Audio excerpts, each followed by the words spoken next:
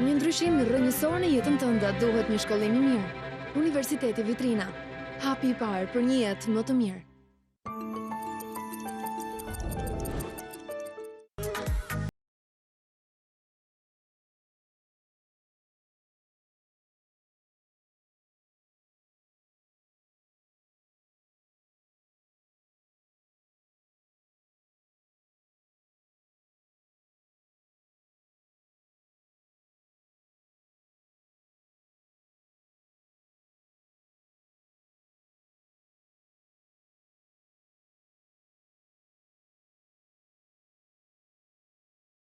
Ne vim në 20 s'kam qenë asnjëherë mirë matematik, po tabelës së zbritjeve, kështu makinës llogaritse për zbritje i kam rënë gjithmonë shumë mirë. Jemi në 29 minutat e fundit të Mëngjes Ekspres për ditën e sotme. Anila mos më shikoj ashtu sepse nga momenti në moment, domethënë të ndjej unë që po më shikon dhe më duket sikur je duke më thënë Kozeta kur do bish nga pesha, sepse sa herë që ka dietolog në studio, prandaj më acaron ky fakt.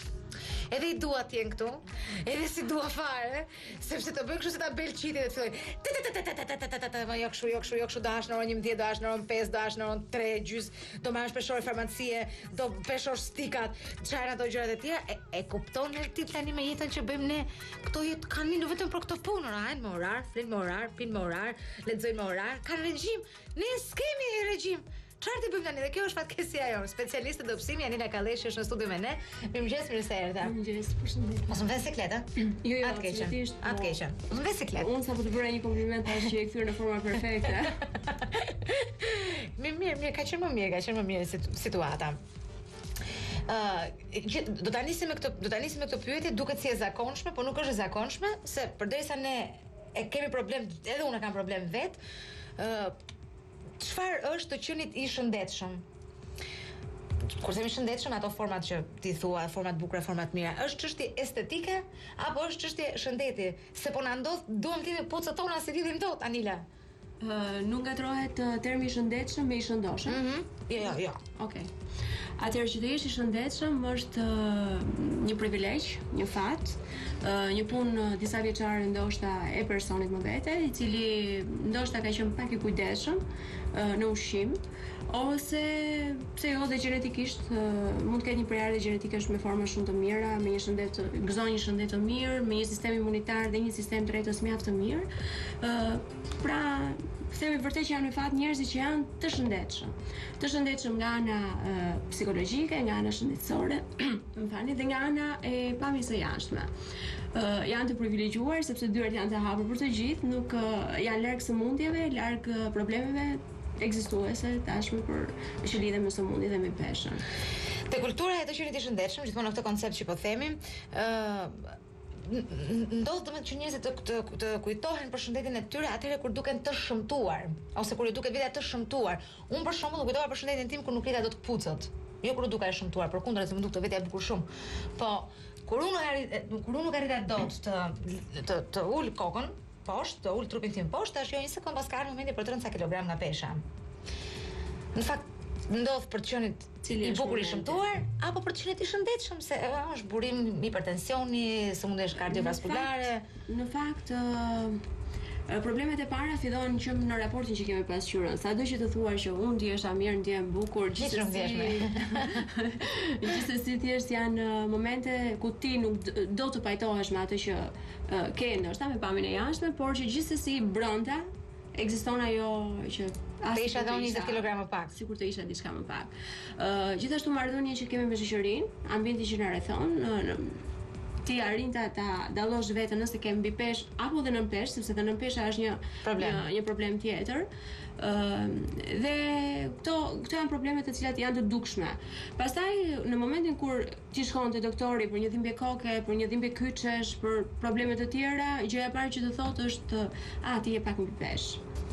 Pra, është një ndër faktorët kryesorë që çon në formimin e disa sëmundjeve të rënda, mund të themi diabetin e tipit të dytë, në hipertension, në gjitha problemet kardiovaskulare, dhe është problematike edhe për disa sëmundje të kancerit, si kanceri i zorrës, i stomakut, i zorrës së trash, gjëra që janë të lidhura me mbipeshën. Natyrisht keq ushqyerja ose ushqyerja në mënyrë të shërregullt çon në këto probleme. Dua të ndalemi tek dieta tani, bëm një hyrje të përgjithshme të diskutimit për të ndalur tek dietat.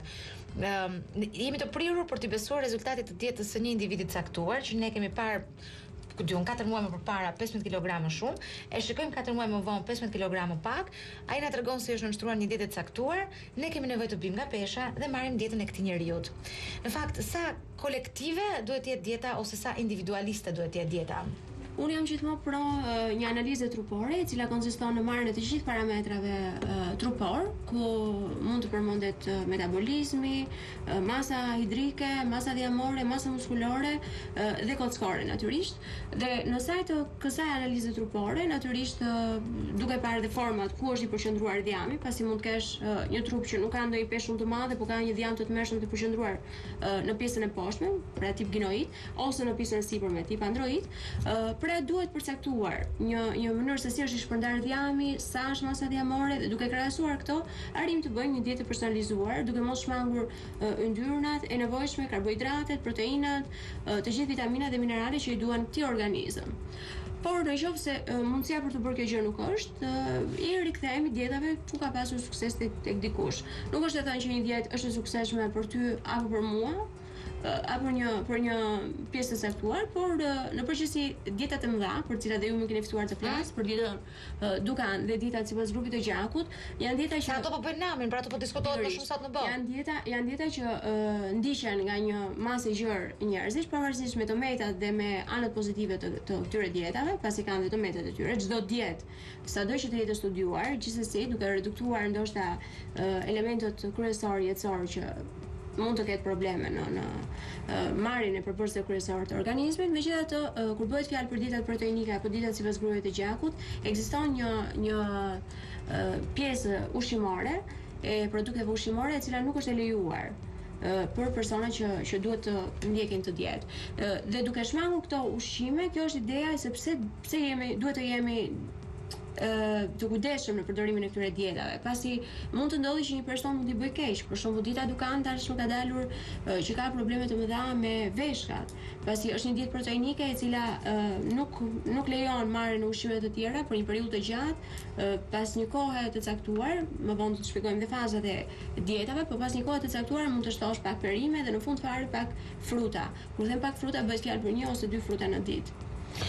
Me që jemi tek dietat e veçanta, ndalemi pak tek dieta Duncan, lexoj dhe dëgjoj shpesh nga mish, nga kolegë të njohur, po ja dhe se të blejmë dietën Duncan. Do me thënë, pse është kaq e blinduar dieta Duncan? Do me thënë, cili është informacioni që kanë të paktën shqiptarët për dietën Duncan?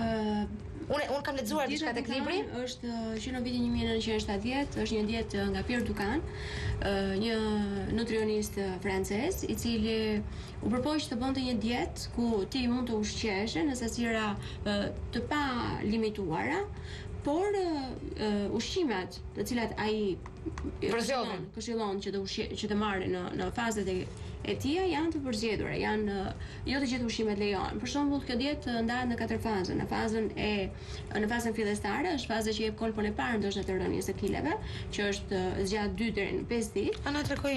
Kjo fazë është faza e atakut, faza sulmi quhet, një fazë e cila konsiston në marrjen e proteinave të pastra.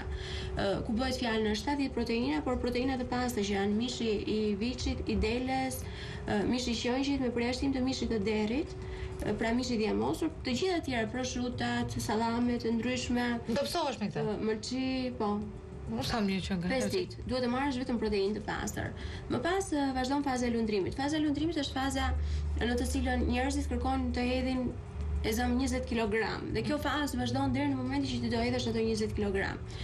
Kjo fazë konsiston në marrjen e fazës së proteinike të bashkangjitur me 28 proteina, 28 perime dhe zezavate, duke përjashtuar patatën dhe patoxhanin. Këto janë të alternuara. Dhe kjo fazë gjatë për një kohë varet, mund të zgjasë 20, 30, 50 ditë ndoshta. Më pas vjen një fazë tjetër, faza e konsolidimit, është faza në të cilën ti arrin të ruash tani tashmë peshën që ti ke humbur në fazën e dytë, në fazën e lundrimit. Që do thotë që për 1 kilogram të humbur, ti duhet ta mbash të fazë 10 ditë. Nëse ke humbur 10 kg, kjo faza e tretë do të zgjasë 100 ditë. Dhe në këtë fazë mund të futen edhe frutat, 1 ose 2 fruta në ditë, por duke përjashtuar kategorikisht rrushin dhe bananën. Dhe në fazën e fundit, që është faza përfundimtare, është faza që ti ke arritur të mbash të peshë, është që tërshorën nuk duhet ta ndash pothuajse gjithë jetën, do të thënë ato 2 lugët e tërshorës duhet i konsumosh gjithmonë, dhe gjithë jetën duhet të mbash një herë në javë ose në muaj, duhet të mbash dietën proteinike gjithmonë, që do thotë dieta proteinike është me proteinë të pastër. Ajo e mishit në fillim. Ajo e mishit në fillim. Kjo e mishit do të konsumohet edhe në 2 faza e tjera, vazhdimisht. Do jesh i kujdesshëm, pastaj do punosh kjo dieta dukan shoqërohet me një aktivitet fizik mjaft të mirë. Që do thotë, në momentin që ti regjistrohesh në dietën dukan, në sajtin e dietës dukan, ti arrin të tregosh aktivitetin tënd fizik, duhet të japësh aktivitetin tënd fizik, domethënë çfarë ku je e përqendruar më shumë, çfarë bën gjatë gjithë ditës, dhe gjithashtu forma tua fizike. Domethënë ku e ke të përqendruar më shumë djamin. Dhe në sajt të kësaj dhënie informacioni që ke dhënë më përpara, arrin të japi një ushtrim me përkatëse. Nëse bëhet fjalë për një tip gnoit që është me kofsh të shëndosha, me rimbajtjen e ujrave të lëngjeve, mundohet që të japi ushtrime në pjesën e këmbëve. Aktiviteti fizik konsiston në ecjen 30 minuta në ditë, çdo ditë. Gjithashtu dhe me ushtrime që bëhen në kushte shtëpie, ndoshta për këmbët, për gjoksin, për trupin, për barkun, për krahët, ku është e përqendruar djami. Që nga e mirë kjo, sa mish. Po peshka s'me vend, peshka. Edhe peshka. Se nuk kuptohet bota pa peshkët e pa djath. Pa djathin po themi. Edhe djathin, edhe djathin. Që ka djetë mishe? E bëjmë të dy bashkë për jetë, asilë me tasë, mëgjes për mëgjes. Ti është problemi i perimeve dhe zërzavateve të cilat konsumohen në një kohë të mëvonshme, gjë që ti duhet të hedhësh ato kilogramit e tepërta ndoshta pa konsumuar ato perimet në fillim. Pastaj frutat, kush nuk reziston ngrënies e frutave, që është e kuptoj të botën pa fruta, po do filloj ta kuptoj. Dhe Anil, dhe tek dietat sipas grupit të gjakut. Çfarë do të thënë një dietë sipas grupit të gjakut? Të ndihmon të kesh më pak efekte anësore? Është bërë një studim. Se më thënë që dietat kanë efekte. Domethënë kanë një lloj negativiteti në. Po edhe mbi pesha ka negativiteti. Edhe mbi pesha ka një lloj negativiteti. Thash më përpara është një fat i madh për atë që gjenetikisht është në rregull, ka forma trupore, ushqehet shumë mirë, ka një metabolizëm shumë të rregullt, një metabolizëm. Ndryshe këtyre ne u themi ka shiritin. Që taj çajin edhe janë shumë rregull. Jo çdo kush, mund të ketë forma trupore normale, mund të ushqehet normal dhe nuk arrin të marrë peshë. Kjo është një gjë shumë e mirë, ndoshta shoqërohet me aktivitet fizik, ndoshta është gjenetikisht vetë organizmi ka një sistem tretës shumë të mirë, një metabolizëm shumë të mirë, ndaj është fati këtyre njerëzve. Ndërsa për pjesën tjetër, dieta sipas grupeve të gjakut është një dietë e studiuar për 4 grupet e gjakut, grupin A, AB dhe grupin 0. Grupi 0 është grupi i parë i njohur në botë, përbën rreth 40% të popullsisë botërore. Ka rreth 40.000 vite përpara Krishtit, është i njohur si grup. Ka një sistem tretës të fuqishëm dhe një sistem imunitar shumë të mirë. Megjithatë, këtë imunitaren e kam, po këtë tretësin po e kuptoj që kam. Po, megjithatë, jo, ka probleme që ka ndoshta ushqime që ti konsumon i grupi 0? Grupi 0. Okej. Atëherë grupi 0 ka probleme me acidet e stomakut.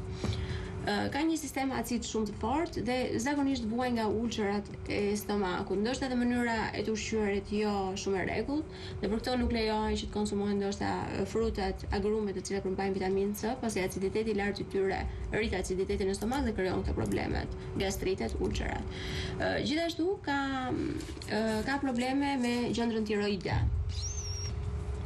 Mungesa e jodit çon në shtimin e peshë, ndaj duhet të jetë kontrolluar gjendra tiroide në mënyrë që jo të gjithë njerëzit nuk diskutohet që ka përjashtime në këtë gjëra. Po flet për mua tani, po. Ndita në përgjithësi që krijojnë janë të studiuara për një pjesë të madhe, nuk do thotë që gjithmonë është efikase diçka për Për çdo kohë. Jo se më vjen i natë, po më gjen gjërat si me pa fall në filxhan, me tiroide, thot mungesë jodi, mi gjitha mi gjeti. Pa ju është aty që ka bërë Detën. sipas grupeve të gjakut. Gjendra e tiroide pra duhet kontrolluar shumë mirë. Për këtë mungesa e jodit këshillohet që të konsumohen ushqime me jod, që janë fisht dhe lakrat jeshile janë shumë të mira, ndihmojnë mjaft mirë për rregullimin e hormonit të gjendrës së tiroides. Megjithatë, ka një tolerancë mjaft të mirë ndaj mishrave, konsumohen pothuajse të gjitha mishrat, mishri i vishit, i qëngjit, nuk këshillohet mishri i derit natyrisht, pasi përmban pjesët e amosur. Megjithatë deri tek djambi kemi pjesë ku mund t'i konsumojmë, janë pjesët që janë të padjamosura, ekzistojnë pjesë mjaft të mira tek mishri i derit. Të filetos. Po. Të gjitha mëlçit të brendshme të këtyre mund të konsumohen. Peshku është i mrekullueshëm, por nuk këshillohen në fakt peshqit me guacka. Duhet jemi të kujdesshëm që të marrim peshkun në ujëra sa më të ftohta, domethënë sa më larg bregut të detit. Këshillohen mjaft mirë frutat dhe perimet, me përjashtim të frutave që thash më parë, agrumet, të cilat krijojnë aciditet më të tepërt. Gjaj që është i prodhuar shumë në organizmin e grupit të gjakut 0. Duhet të kemi pak kujdes me frutat e thata, pasi shtojnë rritjen e peshq, gjithashtu në problemet gastrite që kanë probleme pak me fasulet, thjerrzat dhe me bishtajorat. Jo të gjitha këto bën mirë. Në fakt ekziston një gamë e gjerë fasulesh, por në pjesa më e madhe e tyre janë të dëmshme për organizmin e grupit të gjakut 0. Janë të ndjeshëm pak ndaj salsave, ndaj gjërave pikante, nuk u këshillohen mjaft mirë. Ujërat me gaz, lëngjet e frutave të konservuara apo pijet me gaz nuk i këshillohen këtij grupi përsëri. Këshillohen lëngje frutash të freskëta. Kjo është pak a shumë për grupin e gjakut 0. Grupi i gjakut A, në ndryshim nga grupi i gjakut 0, ka një sistem tretës të ndjeshëm, jo shumë të mirë, dhe një sistem imunitar të dobët, që thotë që nuk është tolerant ndaj produkteve të mishit, ka mjaft problem, pasi nuk arrin ta tresi, është një lloj si ti vësh si të rëndosh diçka, nuk arrin ta tresi, domethënë këtë mishin. Dhe këshillohet sa më shumë perime dhe zezavate për këtë grup. Peshku gjithashtu këshillohet, por